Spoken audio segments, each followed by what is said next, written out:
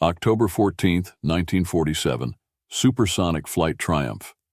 Chuck Yeager, a test pilot for the United States Air Force, made history by becoming the first person to break the sound barrier.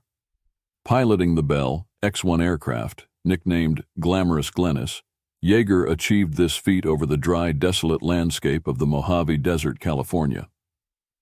At an altitude of 45,000 feet, Yeager pushed the X-1 beyond Mach 1, approximately 767 miles per hour at sea level, officially flying faster than the speed of sound.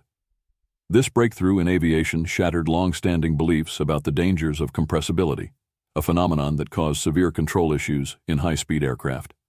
The Bell X-1, designed with a rocket engine and a sleek bullet-like fuselage, was built to confront this critical aerodynamic challenge. The flight was a culmination of years of scientific and engineering development at Muroc Army Airfield, now Edwards Air Force Base, under the U.S. government's National Advisory Committee for Aeronautics, the precursor to NASA.